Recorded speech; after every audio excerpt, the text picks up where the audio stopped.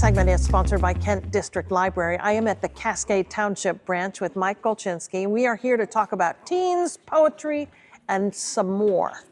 Thank you for having us here. Of course, anytime. You are ready to kick off the Write Michigan Teen Poetry Contest. Tell me about Write Michigan. That is correct. Write Michigan sponsors a number of different writing competitions throughout the year that KDL works with. The one that was probably most recent would be the short story contest that they have every year, but we also do the teen poetry.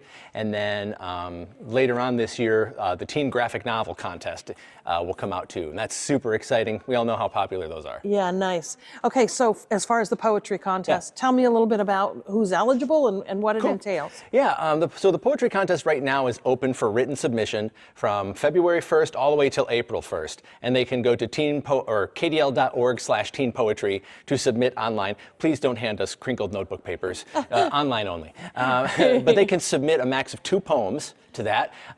They got to be original work, of course, no AI. And in past winning submissions, you can't resubmit year to year. But it's open to all residents and or students of Kent County in grades 6 through 12.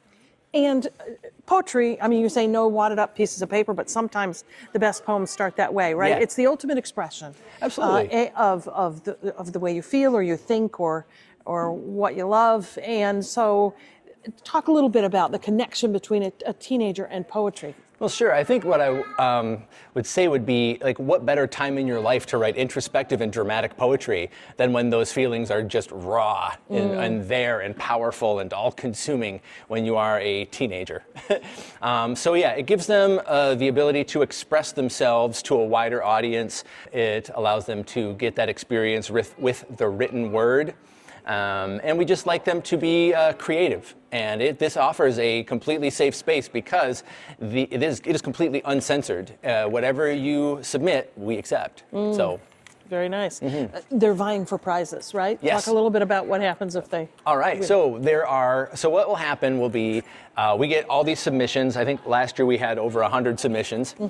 So the teen programming work group, which I'm a part of, we will go through and we will review them all. If there are any details that are somewhat alarming, we also perform wellness checks to those that we think are a little bit someone needs to be looked in on, you know? Yeah. So we will narrow those down to about 30 submissions, and then we will submit them to a written judge. And then he tells us who his top 10 are. The top 10 receive $25 Meyer gift cards. Very nice. And then some of the participants get the opportunity to perform at a poetry slam. Oh, more than some. All participants who submit to the written contest are eligible to perform at the poetry slam. And for those who've not been to a slam, I mean, explain what that is. Oh, sure.